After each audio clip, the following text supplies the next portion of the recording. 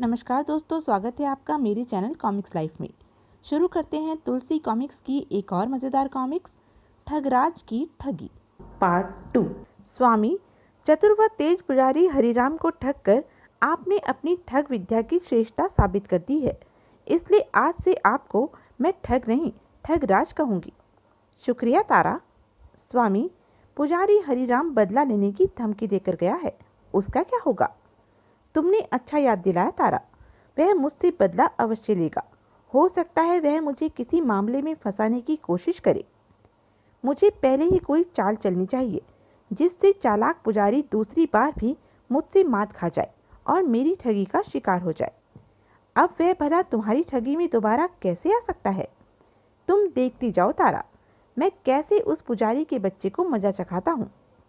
अनंत सिंह के पड़ोस में अशरफ नाम का मुसलमान रहता था। उसी के घर से उस रात रोने पीटने की आवाज़ आई। तारा, क्या बात है? यह अशरफ के घर से रोने की आवाज़ें कैसी आ रही हैं? आओ अशरफ के यहाँ चलकर देखते हैं।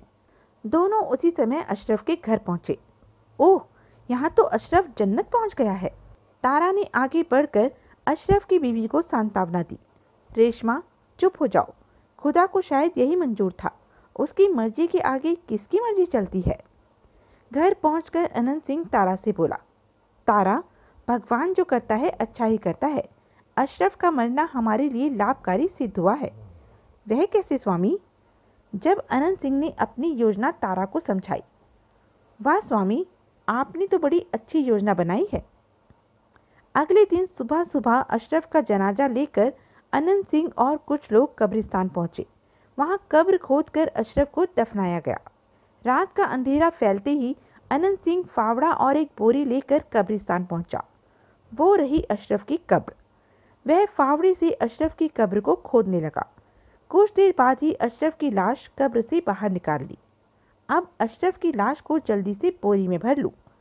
अनंत सिंह ने जल्दी से अशरफ की लाश को बोरी में भरा और कंधे पर लाद कर वहां से चल पड़ा। घर पहुंचकर उसने अशरफ के शरीर को सफ़ेद चादर में लपेट दिया और तारा से बोला, अब तो अशरफ की लाश के पास बैठकर जोर जोर से विलाप करना शुरू कर दे।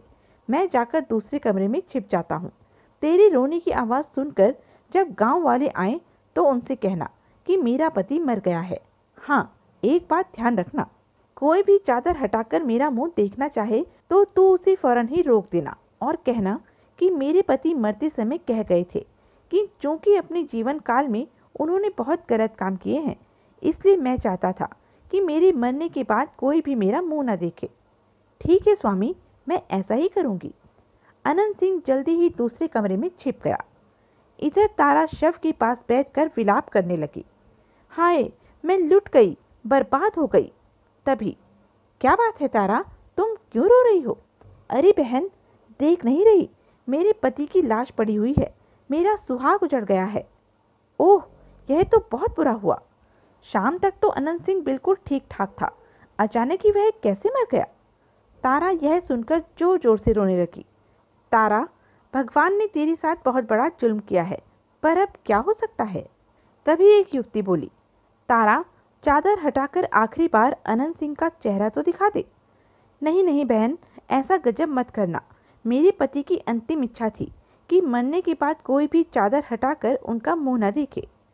तब तो मैं अनंत सिंह का मुंह नहीं देखूंगी, क्योंकि मरने वालों की अंतिम इच्छा अवश्य पूरी करनी चाहिए। तुम ठीक कह रही हो बहन। तब गांव वाले मिलजुल कर उसे उसी समय शमशान लेकर चल पड़े और उसका अंतिम संस्कार कर दिया। दूसरी तरफ सुबह मंदिर के पुजारी हरिराम ने जब अनंत सिंह की मृत्यु का समाचार सुना तो वह खुश हो उठा। भगवान, तू बड़ा ही दयालु है। अनंत सिंह को मारकर तूने मेरी पुकार सुन ली। अच्छा हुआ जो मेरा अपमान करने वाला अनंत सिंह इतनी जल्दी मर गया। इधर दूसरी ओर अनंत सिंह। तारा, गांव वालों को पूरी तरह विश्वास हो गया कि मैं सचमुच ही मर गया हूँ। अब तो मेरा कमाल देखना। स्वामी, आपकी योजना तो बड़ी मज़ेदार होती है। उसी रात, पुजारी जी, राम राम। कहो, कैसे हालचाल है? सब ठीक तो है ना? कौन? अनंत सिंह? तुम तो कल मर गए थे, फिर जिंदा कैसे हो गए? हाँ पुजारी जी, मैं अनंत सिंह ही हूँ। मैं कल ही मरा था। मरकर मैं सीधा स्वर्ग चला गया था। वहाँ पर बहुत ही सुख है। क्या तुम सच कह रहे हो? और क्या, अब मैं मर कर क्या झूठ बोलूँगा? पुजारी जी, मैं कल मरा था और मर कर सीधा स्वर्ग चला गया। मैं तुम्हें वहाँ का स्वर्ग भ्रमण पत्र दिखाता हूँ, जिससे मैंने तीनों लोकों का भ्रमण किया है, तब तुम्हें यकीन हो जाएगा। अनंत सिंह ने एक सफ़ेद कागज़ जेब से निकाला। लो, इसे पढ़ो। जैसे ही उसने कागज़ देखा, इस कागज़ पर तो कुछ भी नहीं लिखा है, कागज़ तो बिल्कुल कोरा है।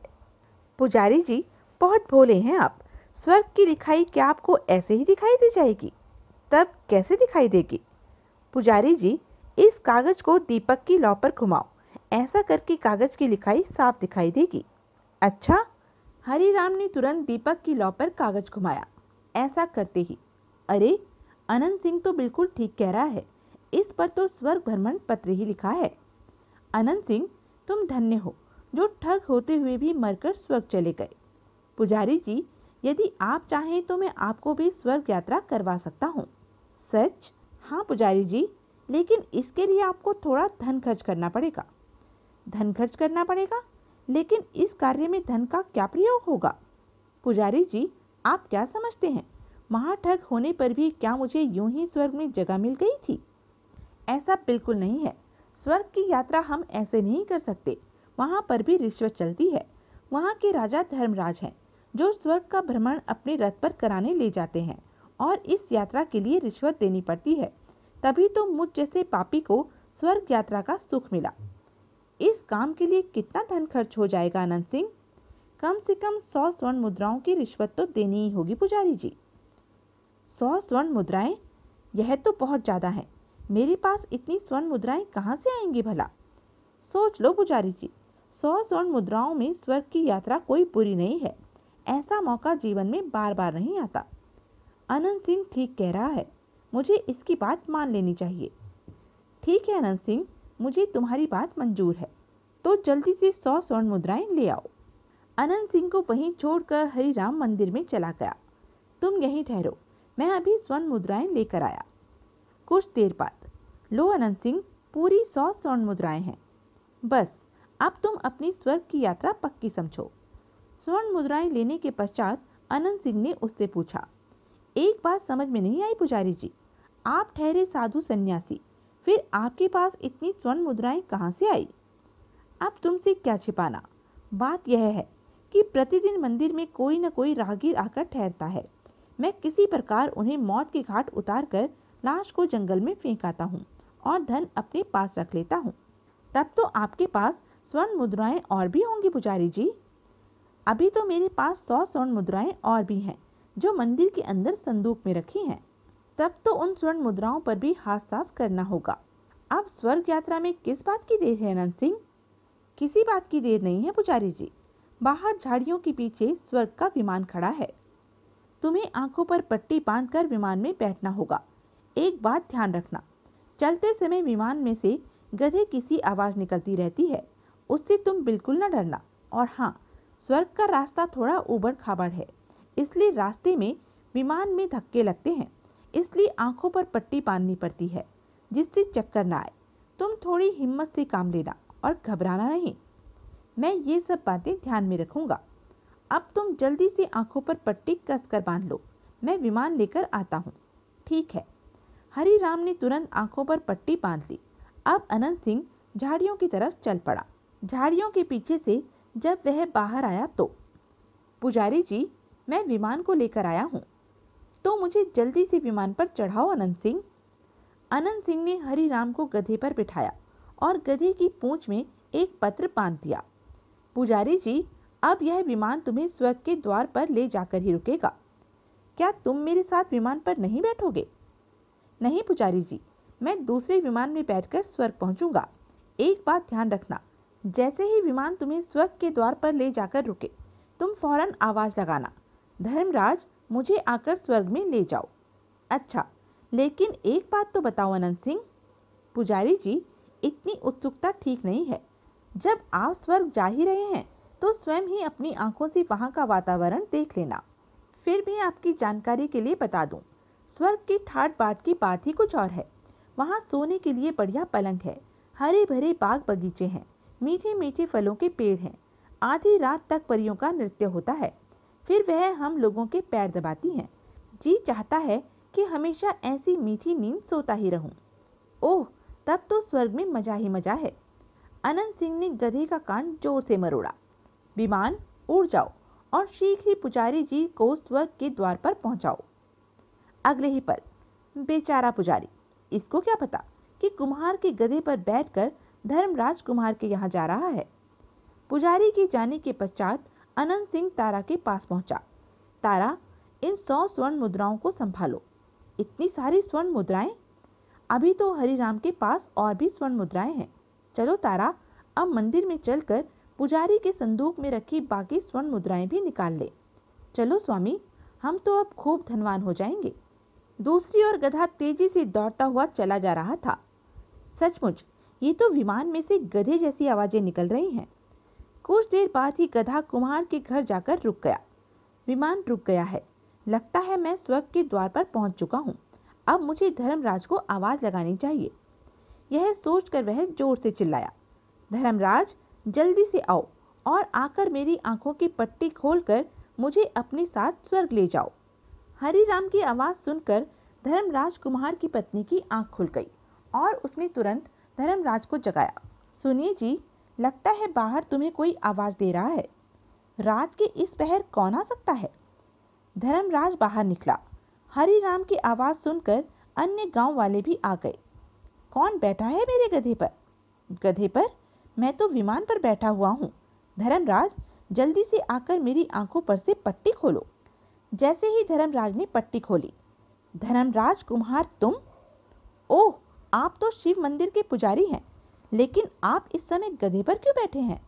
क्या मैं गधे पर बैठा हूँ? और नहीं तो क्या। जब हरिराम ने ध्यान से देखा, हाय, मैं लुट गया, बर्बाद हो गया। लेकिन हुआ क्या पुजारी जी? हमें भी तो कुछ बताओ। भाइयों, मुझे अनंत सिंह ने ठग लिया है। हाय, अब मैं क्या करूं? अनंत सिंह ठग? लेकिन वह तो मर चुका है। नहीं, यह झूठ है, वह मरा नहीं है। यह क्या माजरा है पुजारी जी? जरा साफ साफ बताओ। तब हरिराम ने गांव वालों को विस्तार पूर्वक सारा किस्सा सुनाया। वह जानकर, तो आप गधे पर बैठकर स्वर्ग की यात्रा करने निकले थे पुजारी जी? तभी, अरे, गधे की पूंछ में यह कैसा कागज बंधा हुआ है? लगता है कोई पत्र है। पूंछ में से पत्र खोलकर सरपंच ने पढ़ा, भाइयों, इस गांव में मैं अपनी ठगी की अंतिम इच्छा पूरी करके यहाँ से दूर जा रहा हूँ। ठगराज अनंत सिंह। पत्र पढ़कर सरपंच ने चैन की सांस ली। चलो, अंत में इस ठग अनंत सिंह से पीछा तो छूटा। इधर दूसरी ओर अनंत सिंह ने मंदिर में रखा संदूक निकाल लिया। स्वामी, समय कम है, इसलिए इस संदूक को ही साथ ले चलो। आगे चलकर इसमें से स्वर्ण मुद्राएं निकाल लेंगे। तुम ठीक कह रही हो तारा। अब हम नए स्थान पर अपना ठगी का धंधा जमाएंगे। अलविदा गांव वालों। तब संदूक को साथ लेकर अनंत सिंह अपनी पत्नी तारा के साथ वहां से चल पड़ा। तो यह थी तुलसी कॉमिक्स की एक मज़ेदार कॉमिक्स। ऐसी ही मज़ेदार कॉमिक्स के लिए बने रहें मेरे साथ। और हाँ, मेरे चैनल को लाइक, शेयर और सब्सक्राइब करना ना भूलें। धन्यवाद।